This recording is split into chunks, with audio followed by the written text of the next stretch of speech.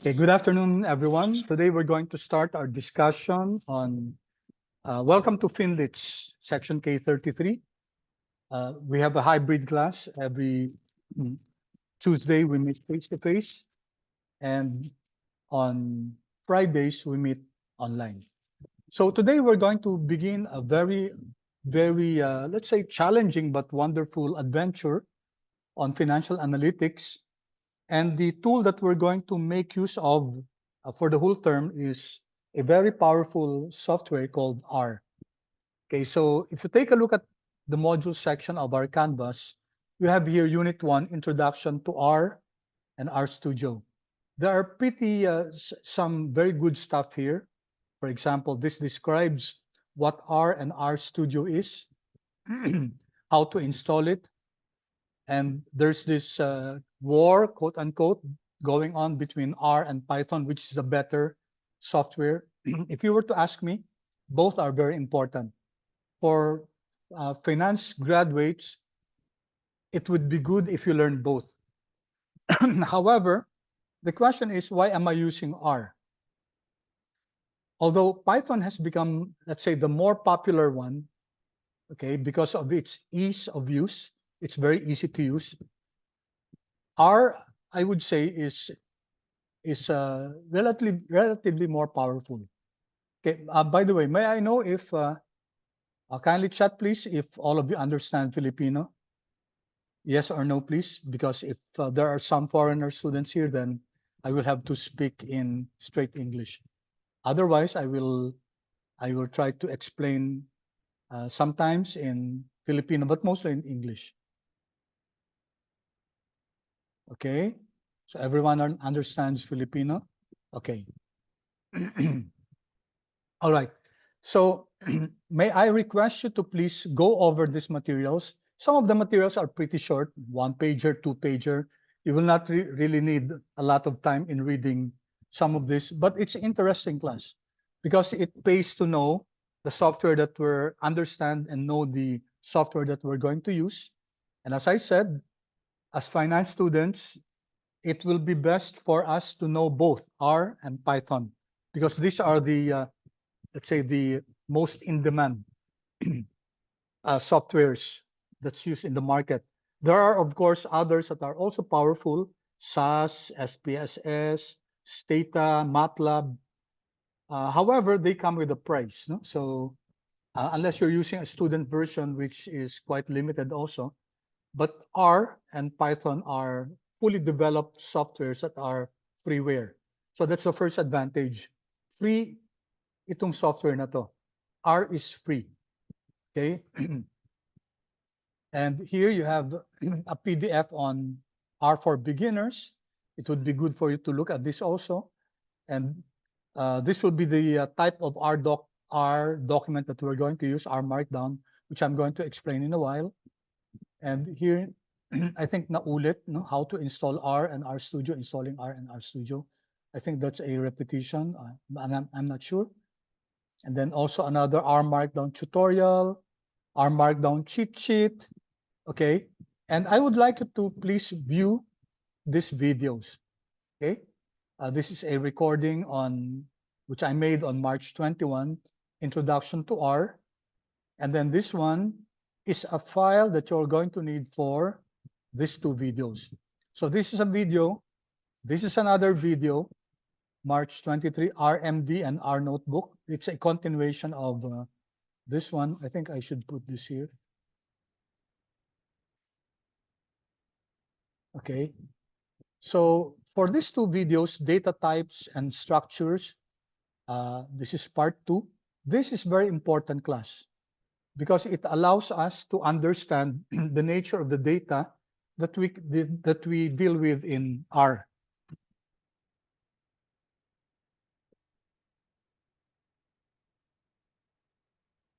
So we have, for example, vectors, data frames, lists, etc. Those things you'll be able to understand and know here. Okay.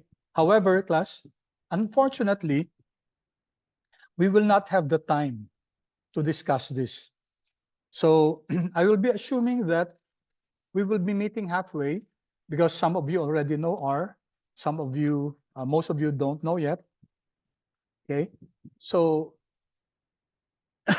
I hope you will take the challenge of taking responsibility for your own learning and for your own learning and watch these videos. You will need this file to work on these two videos. Okay. All right. So some of you have not loaded R and RStudio. So let's begin by reviewing. For some of you who have not yet done this, let's see how R and RStudio is loaded. Okay. So how do you load install R? Okay, you install R first before you install RStudio, because the analogy is R is the main software and RStudio, R is the engine. RStudio is like the it's like the let's say the dashboard. Okay, you can find lots of information in the dashboard, but the dashboard means nothing if there's no engine. So it's just like that analogy. Before you can even use RStudio, you have to make use of R. We have to install R. Okay, so how do you install R? You can type in Google CRAN. So this is the Comprehensive R Archive Network, and it will bring you here. That's the first listing here. And if you click this, okay, you'll get here. There. So this is the archive archive network for R. So it contains lots and lots of materials. So you can download here if you're using Mac. Click this and follow along the instructions. If you're using Windows, kindly click here and follow along. Okay, so there are, if you're interested in older versions, which I don't think you will be, and here are some FAQs, frequently asked questions. And here there are several sources, okay, manuals, etc. So you can navigate through this, and you will not lack information about R. Okay, so once you have installed that, the next thing to do is to install RStudio. Okay, I'll explain in a while the purpose of RStudio. So go to RStudio, download. Okay, and the first listing here is POSIT, RStudio Desktop. POSIT is the new name of RStudio. So if you click this, you'll be brought here. You'll be brought here. And then let's take a look at what RStudio Desktop is all about. It's used by millions, hundreds of millions, I think, of people weekly. The RStudio, now RStudio is an IDE. What's an IDE? It's an integrated development environment. What's the use of that? What's the use of IDE? Well, IDE is supposed to be what we call a support for R. In a moment, I'll show you how R looks like and how RStudio looks like. And you'll understand why there is a need for an IDE like RStudio. It's built to help you be more productive with R and Python. Okay, why R and Python? I thought it's RStudio. That's why they changed the name. Okay. So before, RStudio was only an IDE for R, but now RStudio can be used as an IDE for Python. Python, of course, has its own IDE, like Jupyter, IPython. There are many, Anaconda. So there are many IDEs that can be used for Python. So now RStudio or POSIT can also be used as an IDE for for both R and Python. So it's free, class. It's free. So you notice here that before you can install RStudio, the number one is install R first. Okay. So if you haven't installed R, you have to install it first, and then that's the time you install RStudio. Okay, you can find it here if you're using Windows, okay, or Mac or Ubuntu. I'm not sure if any one of you is using Ubuntu. Okay, so I hope everyone has installed R and RStudio. For those of you who just were not able to install R, maybe is it okay for the class to give some of the students who were not yet able to install R, let's give them a moment, a few seconds. So I'll pause recording for a while, okay? And we'll give our classmates one way to also help you easily access R. I hope you create a shortcut in the taskbar here. So this is the icon for R. This one. It's that blue R with a circle. Okay, that's the icon for R. Let's open R. Okay, so you can see here, this is the interface for R. For me, it's really not helpful. It's so limited. Okay, you have here the tabs, file, edit, view, miscellaneous packages. Of course, you can do things here. Okay, but it's quite limited. Okay, so there's a question. Yes, Mary? Sir, you're still sharing Chrome po. Okay, sorry. Okay, pinos-share ko pala. Okay, all right. So sorry about that. As I mentioned to you a while ago, uh, make sure that you create a shortcut in your taskbar here. So I have here my R and my RStudio. So you can click the icon for R here, and then this is how R looks like. As I said, it's quite drab. It's not so useful in terms of facility of the interface, but you can write codes here. For example, we can write here a mathematical equation 3 raised to the 5th power plus 3,000 minus 456 minus, let's say, minus the quantity square root of 4, 5, 6, 7, 9 minus, say, log of, okay, so that's a pretty long, not so long, that's a short mathematical expression. So if I write an equation like this, or an mathematical expression like this, 3 raised to the 5th plus 3,000, so this can easily be solved by R, okay? And how do I run that? I can press Control Enter, and then automatically the answer is shown below, 2554.818. So R is a very powerful software. It can do lots and lots of things. And you can do that in R, okay? Don't get me wrong. Even if we're going to use RStudio, R's power is not diminished. Whatever we can do in RStudio, we can do in R. The only difference is that the interface is a lot better in RStudio. Okay, so for example, let's try to do a function here. There's a function in R called summary, and summary is used to create a summary of descriptive statistics. If you recall in your stat or in your arithmetic or algebra, not algebra, but statistics, if you have a set of numbers and you can compute for the first quartile, second quartile, third quartile, okay? These are measures of central tendency, okay? So summary, okay, summary of what?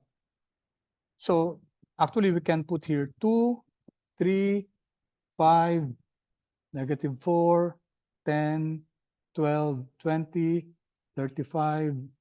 I'm just guessing numbers there, okay? If I press Control Enter, okay, then it will give us what is the minimum, the first quartile, the median. Okay, so no, I think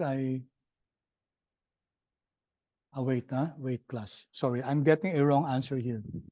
Okay, let me just, I digressed here a bit. So I think this is the wrong answer, or is it? No, I don't think so. Because everything is 2, 2, 3, 5. No, no, I think this is the wrong answer. Okay, so I might be having a problem with the syntax. Okay, so let me change that. Summary, okay, summary, and then let's put here cars. Okay, sorry about that, class. What's cars? Cars is an object. It's a file, class. It's a data file that's pre-installed with R. So if you have R and R, if you have R, you can access this data set. Okay, you can access this data set called cars. And cars has two variables in it, speed and distance. So if I ask R to please give me the summary of the object R cars, R will understand that because cars is an object that has been reserved. The name has been reserved by R for that particular data. So if we run this class, I hope you're following along, summary of cars. Sorry. You can see here the number summary, okay? So you find here the minimum value for the variable speed for the first quartile is 12, the median is 15, etc. The maximum is 25, okay? And also for distance, you have this first quartile, second quartile, third quartile, minimum, maximum, including the mean, okay? So far, class, are you following along? Am I going too fast or is my pace just okay? Kindly chat if you were able to follow along.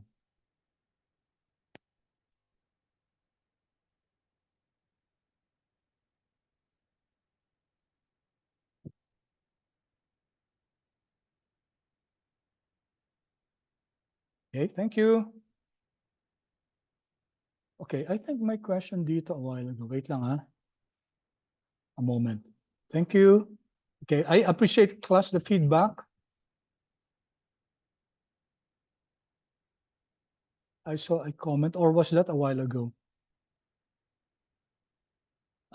Patrice, was this question a while ago?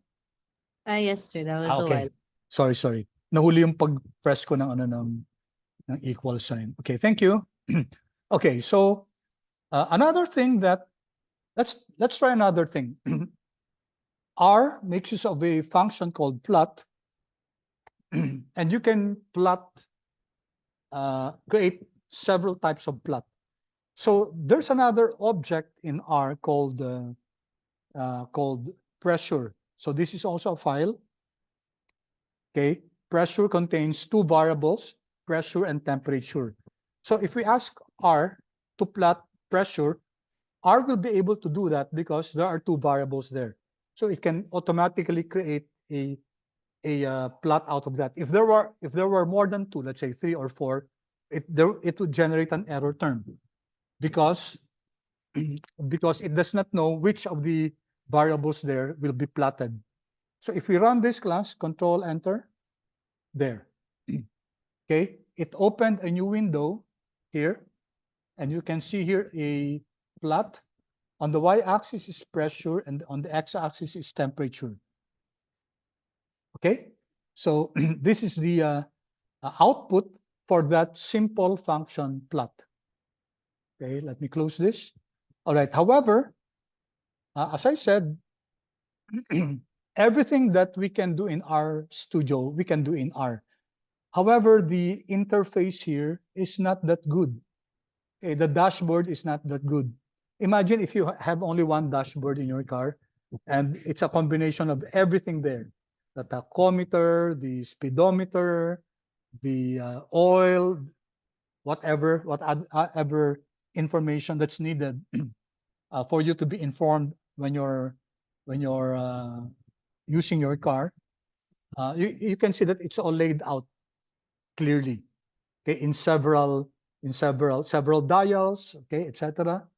But here, there's only one thing here. So enter RStudio, okay? So let me just close this.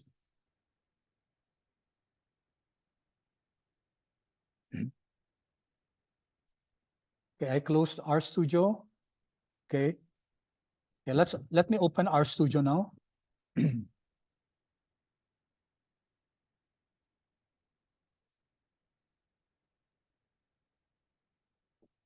All right.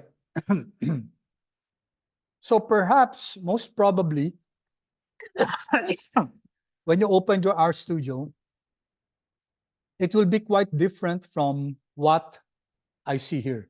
So could you please chat and tell me what's the difference between what you see in your RStudio interface and what I have here?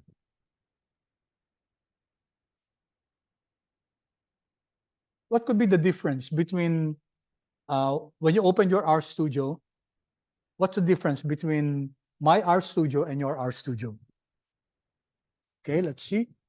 Color, okay, thank you, Mary. The color, most probably yours is color white, right? And also the layout.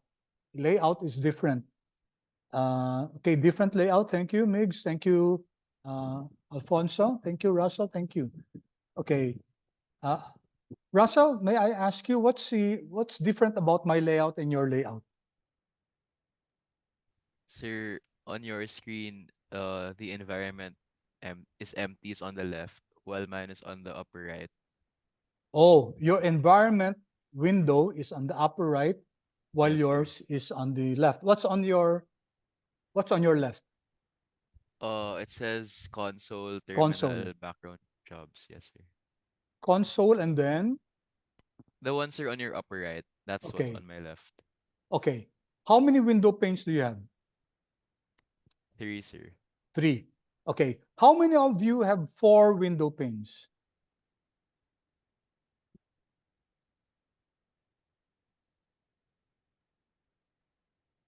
How many among you have 4 window panes? Yes, Jared, you raise your hand.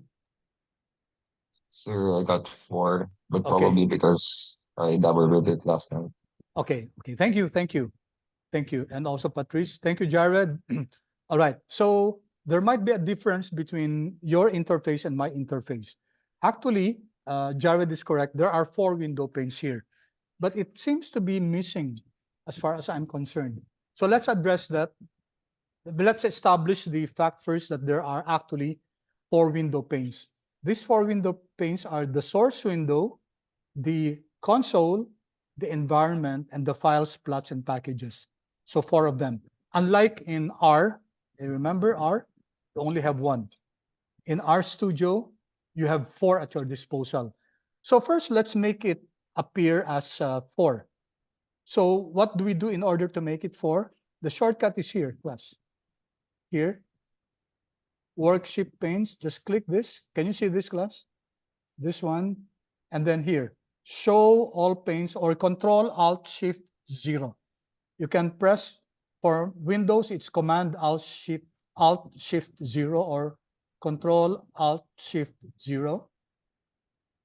Okay, or just click this, show all panes. And when you click this, okay, there we go. Okay, for some of you, the source window might be bigger.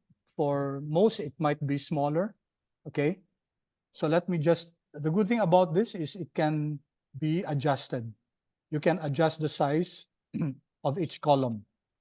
Okay, so here I can, if I need to have a bigger space for my console, I can put it here, I can drag it here, or put it back here. Okay, so it's very flexible. So it's a flexible window. So next time that you see that there seems to be a problem with your windows and you only see 4, only see 3, you can click here. Show all windows. Okay. Now, how about the differences as far as the layout is concerned? In my case, by the way, this is called your source window. or script window. This is your environment window. This is your console, and this is your files, plots, and packages. Now, why is it that my console is on the upper right? There's a reason for that, which I'm going to explain in a while. But first, let's learn how to change the location. Okay, so if we go back here, okay, and pane layout, there's pane layout here. So it brings you here, class. Okay, so you can see here that it's an options window, and then there's a pane layout here. So let me first cancel this. So that's one way, class. Shortcut is this one. And see this icon here, workspace panes. Click this. Okay, and there are others here, zoom source, zoom. Okay, so you can experiment on that. And then here, pane layout, and then it brings us to this one. Another way to access this is go to tools, and then global options. And it brings us to the same place. However, what's highlighted is general. Okay, so can you please do that now? Please go to tools and then global options. Okay, let's first discuss this, class. So you notice that there are 3 tabs here: basic, graphics, okay, advanced. Okay, for our purposes, we'll be just using the basic. Okay, note, this is your R version here. So since you have newly installed R, you will, of course, have the latest version of R, which is R 4.3.2. Later on, R keeps on updating. So maybe in 6 months' time, there might be another version of R. If you want to change it, just go here, change. And then you will see here the latest version of R and some older versions here. Okay, and then you can click this, choose a specific version, and then you can click the latest. And if you click the latest, then okay, then it will install the latest. All right. So there's another thing that I want to discuss about our sessions about this. I'm not sure if we will have time to discuss in the first section. I wasn't able to reach that far, but definitely for the next session on Tuesday, I would recommend that you bring your laptops because, of course, it will be a continuation of our discussion today, and we will be navigating through R and RStudio. The default here is this one: restore, most recently, and then this one. So this really depends on what you're doing. If, for example, you're again, I'm saying something which I haven't discussed with you. I'm creating a project, okay, and then I'm going to make use of that of the files there continuously in the next sessions. And I want that when I open RStudio, I want the same file to be opened. Then I would want to have this click: restore most currently open project at startup. So this makes sure that the last R file that you were using, okay, will open again when you start R, okay, and restore previously open source documents at startup. Okay, but if you want, for example, you're not interested anymore in opening that file, you can click this, because sometimes it's quite bothersome. If this is clicked and you want to create a new R, a new project, and then what will open is the old project, and then it sometimes I've experienced several times that sometimes there's it hangs, no? It hangs, R hangs. So for my purpose now, I don't want this clicked, maybe in yours too. So just click this first and click this. Okay. And we'll just deal with the others next time. Okay. So these 2 important ones. Okay, then let's go to pane layout. Same here, class. Okay, so you know how to deal with this. Here you just click, for example, if you want to, did I already discuss how to change? Okay, how to change is, in my case, I have here source, environment, console, and then files. So if I want, assuming my environment is here, if I want to change console here, I'll just click this, okay, and just click console, and console will be transferred here. So why don't you do that, class? Change environment and console just by clicking here in the environment here, click console, and then automatically it will exchange. So for example, if I click environment here, environment will be here and console will be here. So let me click back here, console, there, and it easily changes. Okay. Okay, another difference. By the way, class, and this we'll discuss later on. You see here, add column. You can also change the interface here. Take note. Okay, so there's another source window here. It added another column. You can do that, no? But let's not do that now. Remove column. Okay, so it reverts to the default. All right, and then you can click OK, or do not click OK yet.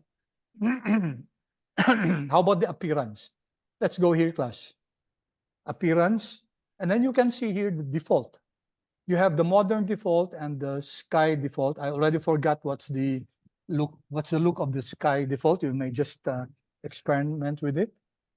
So let me just use the modern, and then zoom. You can change this if you want the font to be bigger, maybe 110.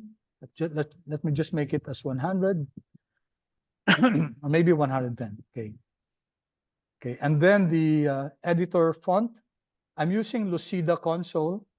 I don't know. I forgot the default. Maybe it's Courier New. This is. I don't think so. Maybe Courier New isn't the default.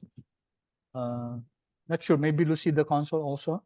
But you can choose depending on your personal preference. So there are different fonts here. Also size depends on you. Also the editor theme. So for example here, I'm using Cobalt, by the way.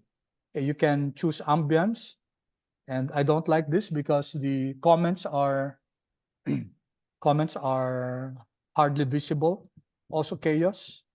I don't like those with black backgrounds. Chrome is more white. This is the default. Okay, this is the default. This is what you got. Clouds is also white with some differences. Clouds Midnight is dark, quite similar to Clouds, aside from the fact that this is black. And then I'm using this one, Cobalt. Okay, for me, this is the lightest on the eyes. So again, it depends on your class. Whatever color of editor theme you want, you're free to use. Whatever. Okay, so let me click OK now here. Okay, there are others here, but we will not be using that. Okay, you see here Python, R Markdown, packages, etc. Okay, so let me click OK. All right. May I ask you, class, kindly chat if what you did as far as your, I don't know what you did with your layout, if what you did was changed based on the changes we made through the tools, global options, and appearance and pane layout section. Comment, please. Did it change, class? Okay, thank you.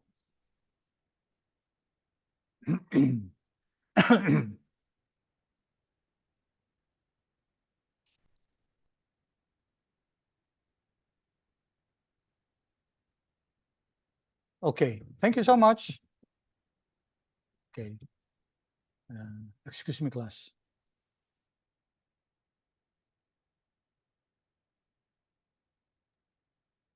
Sorry, my throat is quite. I need to drink water.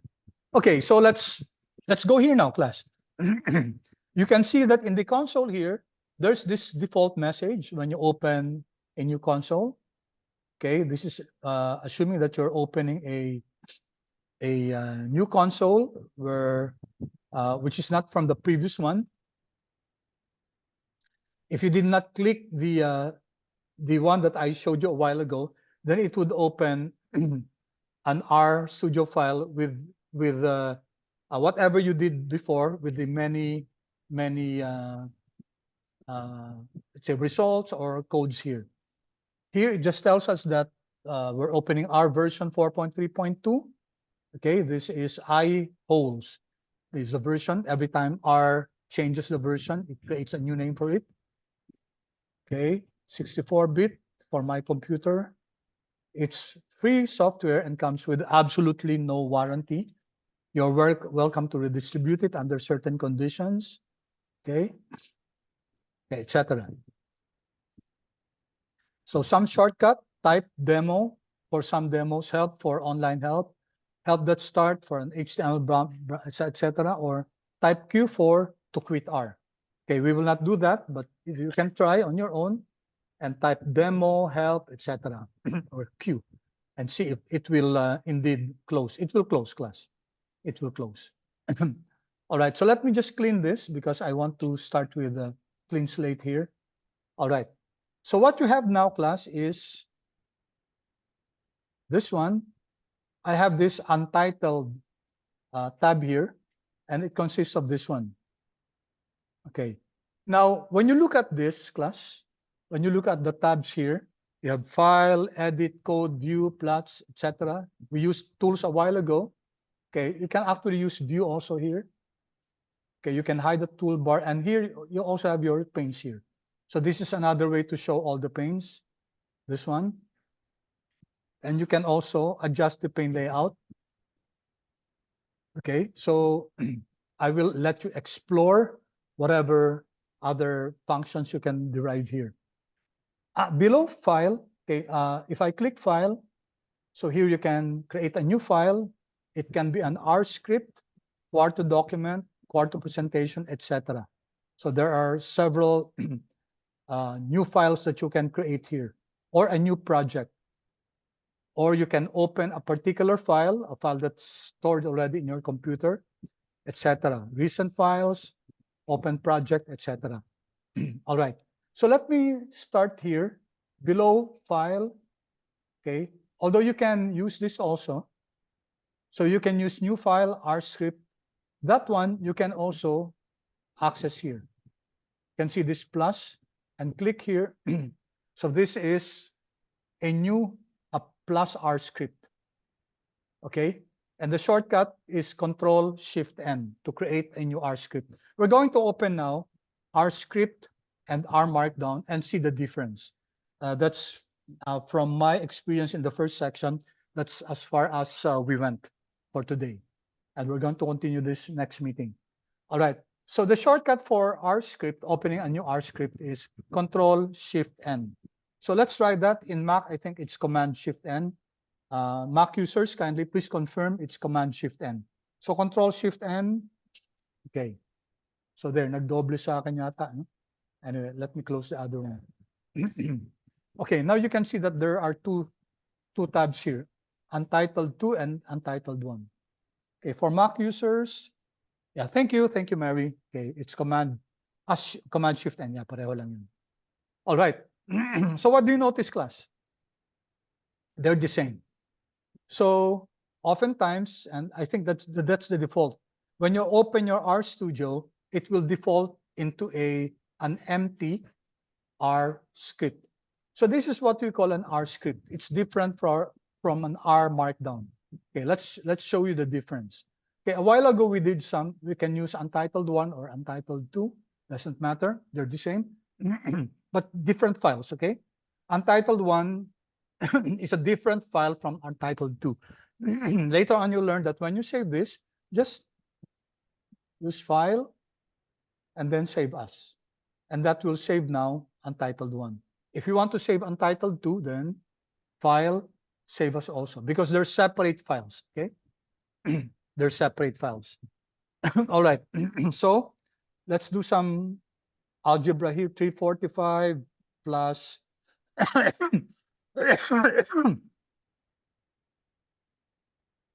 times 85. I'm just inventing, minus square root of 99 minus Okay, whatever. 87 raised to the 1/3 cube root of 8. Okay, 80 cube root. Okay, so this is the cube root of 87. 1, 2, 1, 2, 3, 1, 2. Okay, it's close, all right? So this is just a simple mathematical expression. And how do you run this?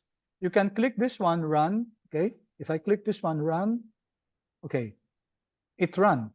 Or you can press Control Enter. It run again, okay?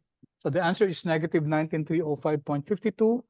So it performed the equation, not the equation, but the term, okay? So just like the one in R, which we used a while ago, but there's a difference. What's the difference between the one in R a while ago and this one, class? Okay, well, let's not compare first, but let's see what you observe. What do you observe about this R script? How did it solve the problem? And how did it generate the result? Comments, please.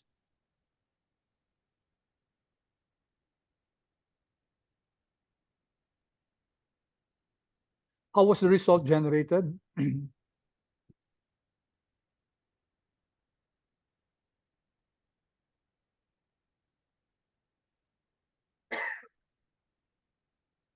Any comment, please? Did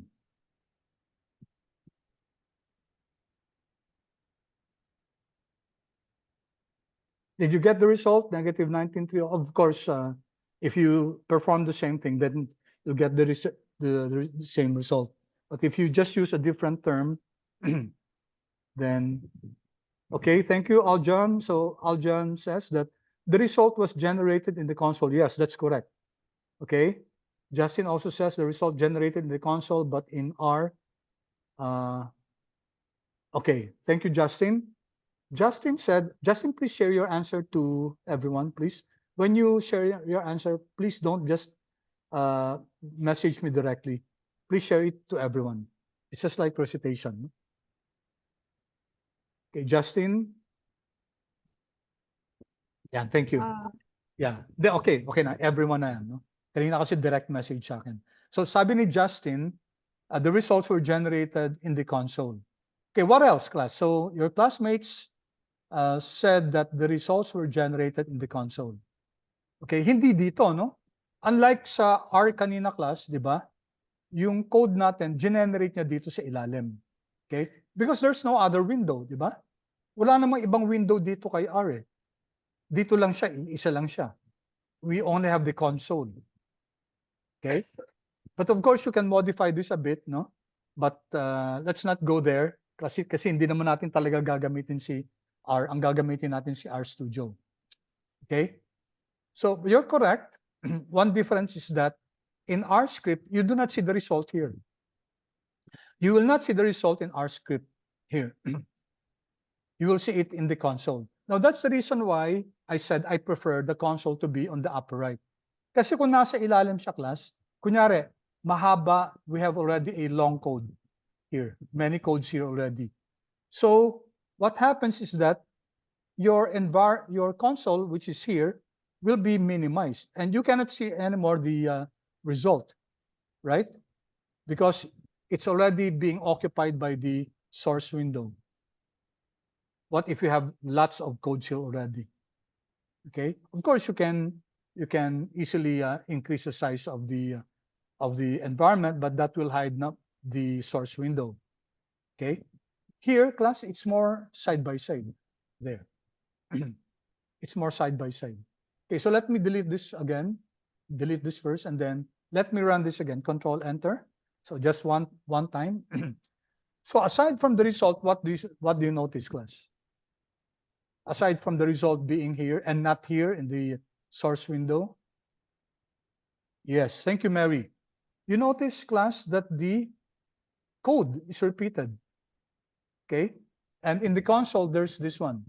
There's this this R marker, the greater than symbol, just like in just like in the R here. Kasi ninyo, no, here. That's the marker. Okay, that's the signal that this is a code, and then the one there means that this is the first element of the result, because it can be the result can be several rows, and it will give the numbers. Okay, you'll see that next time. Okay, all right, so that's one thing. So that's what happens in our script. This one. So if you write this class R script, and then if I run this, control enter, what happens? What happens, class? What was the result? Why not found? Did you get this result also? Error object R script not found. If you type R script in the script window, source window, then it will generate this. It will repeat the code, but it will generate this answer. Why do you think is this so, class? The answer is that R does not recognize this. What's this? Is this a function? It's not a mathematical term. So what is R going to do with this? So you cannot just use or write text in the R script. If you want R to recognize this as a script, then you have to put hashtag there. So now it's blued, okay, in color blue. And if I run this now, okay, if I run this, there, notice that it generated another marker, R marker, okay, which means, and it did not generate an error term. Okay, blank lang to, no? If I choose another, if I run this again, this one, okay, blank here, because it's considered as a comment. So this is a comment. Okay, so okay, again, error. If I wanted that to be really a comment, then comment. So if you're writing a comment in R script, then you have to put it in hash, in number sign. Okay, thank you, Mary. You're correct. It's not a function. Okay. All right. So remember when you're using R script about that. Now let's take a look at another. Let's see. Let's plot. Let's run what we ran a while ago. Summary. Okay. When I type summary, may lumalabas dito na intelligence, di ba? Take a look at this. Summary. And then if I, okay, nawawala, sorry. Summary, and then you notice that it means that there's a function called summary. In fact, it gave us the first parameter that you have to put there. So let's reproduce what we did in R a while ago. Let's do summary cars. Okay. So let me just, by the way, when I broom this, it does not mean actually that it's being erased. It's actually being saved also, especially if you're working working with a R project, which we'll be discussing next meeting. It only erases it temporarily from the window pane here, from the console. Okay, so summary cars, control enter, there. Notice that it displayed the code summary cars, and just like what we were able to produce in R a while ago, it generated the same result here. And let's reproduce also the plot. The plot, and let me just increase this and see what happens. Okay, let's increase this size and see what happens. Plot pressure, okay, and enter. And notice it says error in plot.new, figure margins too large.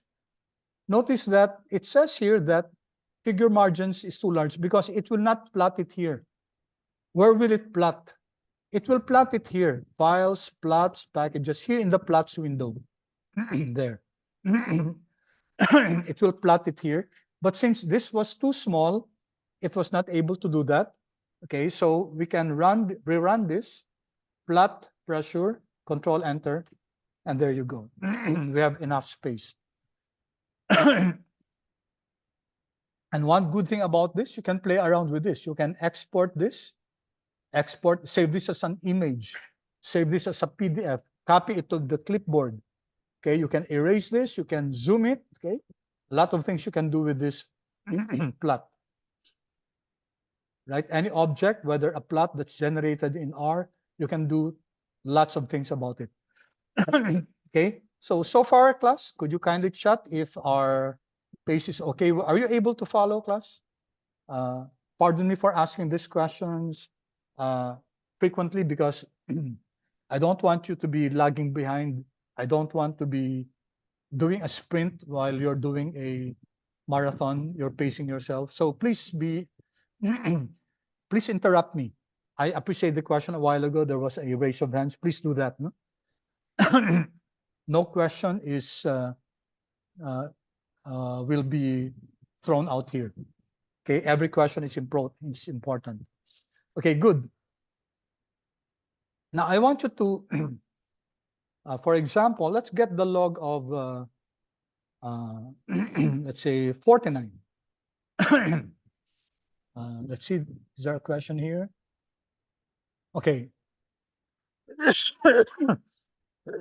Sorry, there's a repeat question here. Let me repeat how the plot was generated. Okay, so when you're plotting in an R script, make sure that, let me just erase this. Okay, so I erased the history of the plots. Okay, when you're plotting in R script, the plot will be generated here in the plots window, in the files, plots, packages window. So sometimes if you forget and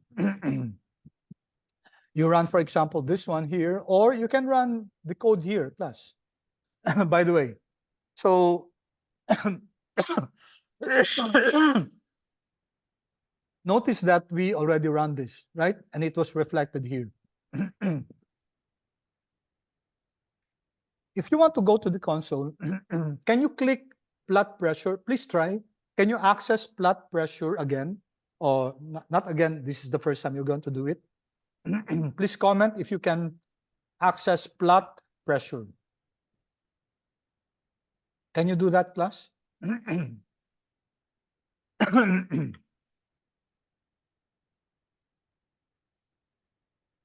you access plot pressure here in the console? Hold on, class.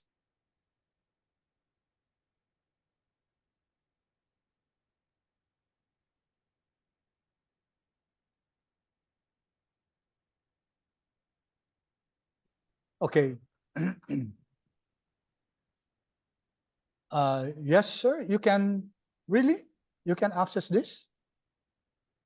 This one. How were you able to access it? Let's see. Yeah, Jared said, I can't. But there were those who answered yes. Let me just ask. Daniel, how were you able to access this? Itong plot pressure na to. Kasi ako hindi ko ma-access. Sir, Using the yung mouse. plot panel po, it showed up there. No, I when mean it- here. Okay, sorry. Let me ask the question again. Dito in our console window, class, andito yung plot pressure, di ba ito? Okay? So I can of course run again itong plot pressure. Okay? Because there's a question, how could I repeat yung pag-run ng plot pressure? I can run it here, class. Okay, if I do that, the plot pressure will once again be replicated here. But can I use the plot pressure that I have already generated here in the console? So the answer is no, class. You cannot do that. Okay, you cannot access this. But you might say, I want to access this. I don't want to write it. I don't want to use the source code anymore. I just want to use this. You can use that, class, not using the mouse. Okay, you use the arrow, no? Arrow keys up, down. So try that, class. Here, go here, class. And then what do you notice, class? What do you notice? I'm pressing up, okay? So you notice these are previous codes that I used. Codes that, yeah, you don't even know because it was made before. So if I go down, class, if I go down, okay, let me delete this first. I can delete this, okay, because I haven't really run this, but I can, I can't delete this because I can't go there. But I can access that again by using the up and row, up and down keys. Okay, here, oops.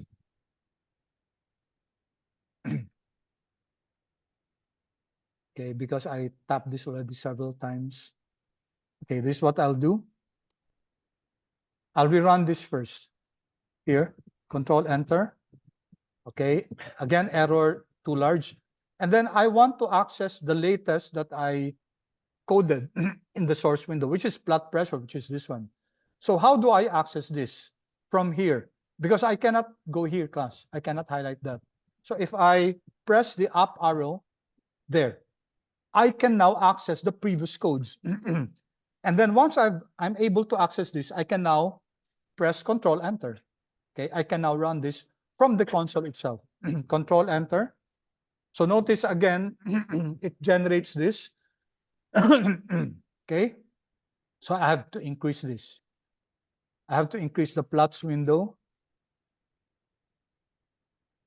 Okay, plots window, and then once again, running it from the console, up arrow there, plot pressure, Control Enter, then there. We're now able to generate the plot pressure. Okay, did that answer your question? I think somebody asked that question a while ago.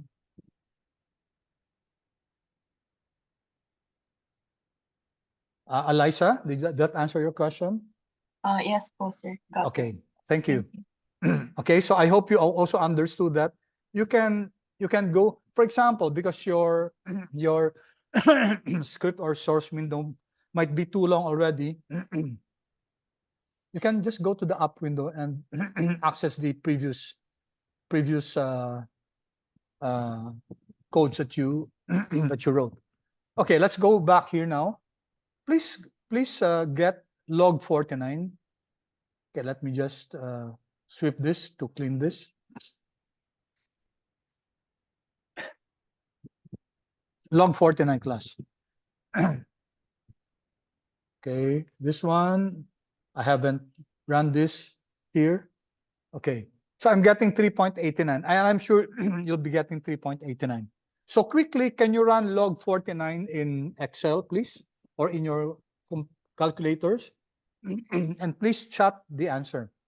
What is log 49 in Excel? Waiting for your chat.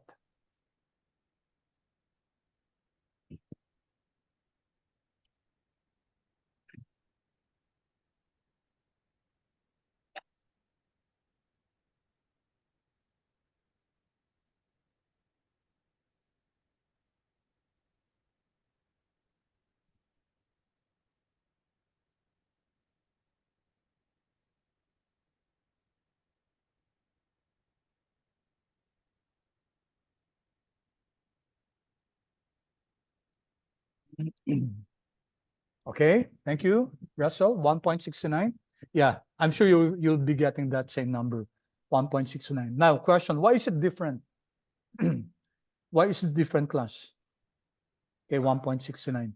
So, is it possible for log 49 to be different? Okay, maybe in another universe it might be different, but in Milky Way, in the Milky Way galaxy, it should be the same, class. We're on Earth.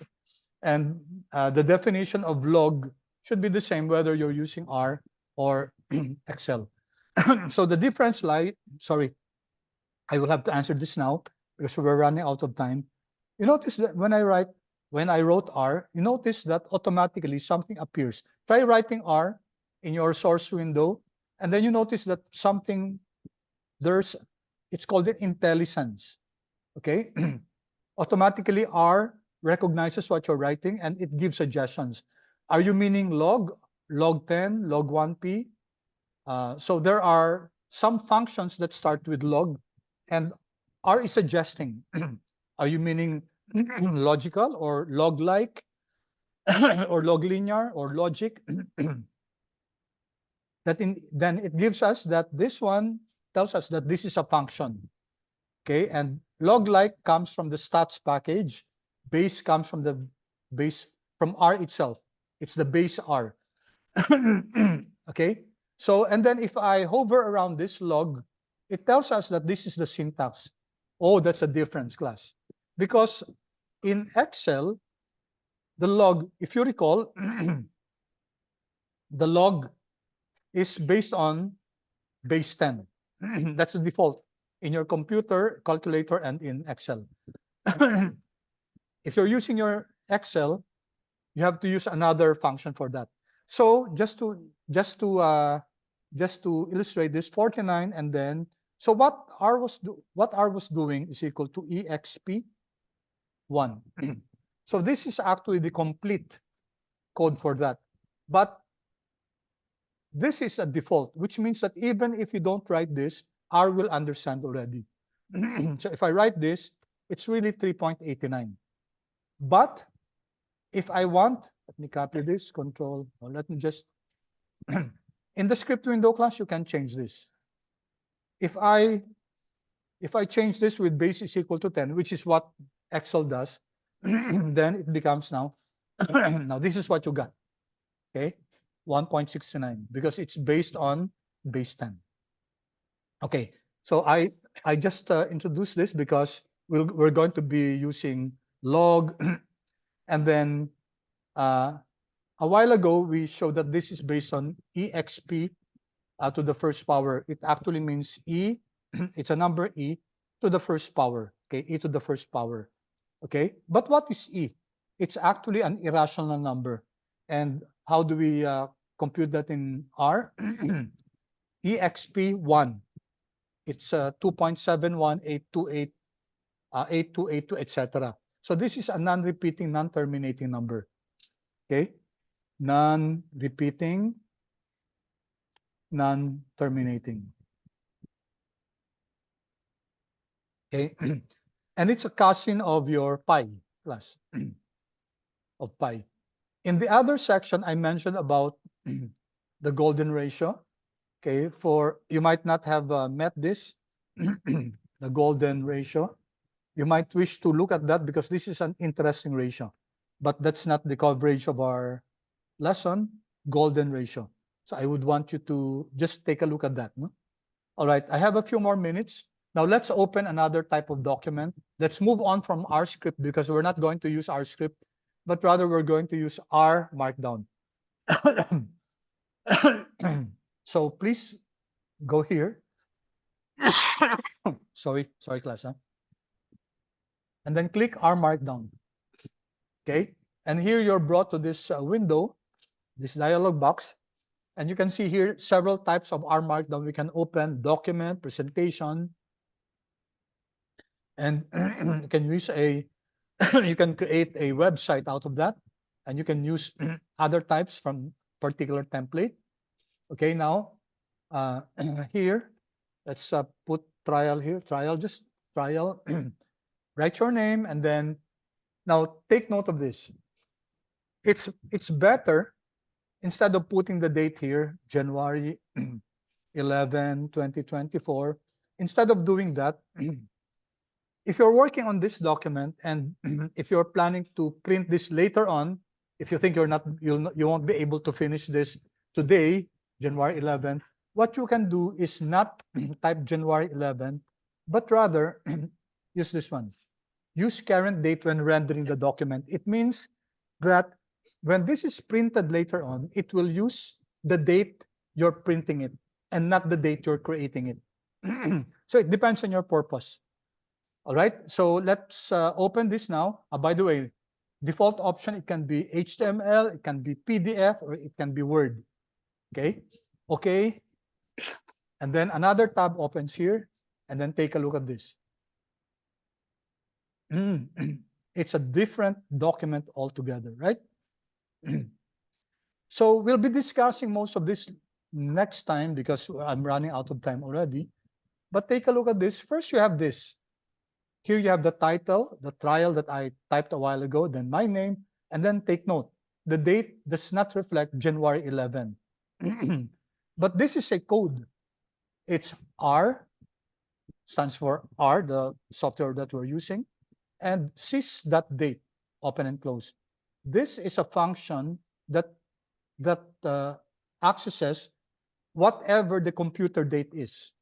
So for example, if you're going to print this on January 30, the system date will tell us it's January 30, and it will indicate that the date is January 30. Output is HTML. Okay. Now, there are some things that I just want to discuss here. Okay, take a look at this. Now, this one, notice how this is different from the R script. This is what we call a code chunk. Okay. And one difference is that you can write text in an R markdown file there. You notice that here, there are texts that are written here without writing the hashtag. Okay. This is accepted in R markdown. I wrote here code chunk. I'm not worried that this will generate an error term, because in R markdown, it can accept text. You don't have to put a hashtag here. But later on, I'll explain why are there hashtags here. What's the purpose for this? We'll explain this next time. I just want to explain this. Notice codes in R markdown is written in code chunks. So how do you write this? Well, manually you can do this. You know, the backtick. The backtick is found below the escape button on the upper left. Okay, this one, backtick, and then you can do open parenthesis and then type R. Okay, small r, should be small r. Sorry, oops, R. Okay, and then enter, and then 3 backticks. There, you see that this is a code chunk, and you'll know it's a code chunk if, aside from the color, you can see here some icons here. Okay, this is a machine icon. I forgot the cog icon. Okay, so you know that this is a code chunk. Okay, so let's run this class. I'll just copy this, Control C, Control D. Let's run it here. How do you run it here? Several ways. You can make sure that your cursor is located in the code itself, code chunk. You can click this, run, or you can click this. This is also run current chunk, or you can use Control Enter also. Okay, so let's do that. Control Enter. Okay, and what do you have now? You see that in the console, okay, replicate na naman yung ano, the code was replicated, summary cars, and then it also generated the result. Here, the result was generated inside the R markdown. Now, this is very important because now you can use R markdown as a Word file, as a text file, because the answers will be here. Right, class? Imagine trying to combine Excel and Word and PowerPoint into one. This is it, class. This is it. So this looks like a text, but it's inside something that's a code chunk. And then when you run this, it generated the result. And this is cool because when you print this, the output and the code and the text are all in one. Okay? So that's the advantage of an R markdown as compared to an R script. Okay, also here, class. Here, we have here, flat, pressure. It's almost time, class. This is advanced by a few, I think 2 minutes. So may I have extra 3 minutes, class? But if you need to go, please do so. I'll just want to finish some things here before we leave this lesson. But of course, we'll also try to review this next meeting. So for this one, class, take a look at this. Let's run this using this one. There. Oh, what do you notice? The plot was printed at the bottom here. Okay. So once again, I was saying that if we're going to print this later on, the answer is here. Class, the plot is here. Okay. And one last thing before we go, notice that there's an outline here. There's an outline here, R Markdown, including plots. Where did this come from? The hashtag class here. The hashtag is being used as an outline. You have here 2, and you have here another 2. So there are 2 texts here with hashtags. That means they are outlines. Okay. So for example, if I add one here with one hashtag and then intro, let me just type intro. Notice the outline also changed. And notice this one, intro, this is the first header. Okay. So I'm sorry, these are headers or topics. This is the first topic. This is a subtopic of number 1, etc. If I create, for example, under R Markdown, a third one with 3 hashtags, and then whatever level, I'll just put level here. Notice, class, that since these 3 hashtags is under number 2, then you notice here that it's under R Markdown. So very convenient, class, and you're going to make use of this when you in your cases. All right. So you can, of course, if you don't want to be seeing this, just click that, disappears. If you want to see it again, appears. Okay. This is very particular helpful if you have already a huge outline and if you want to see a particular portion there. If I click this, including plots, it brings us there. Okay. All right. So let me stop recording.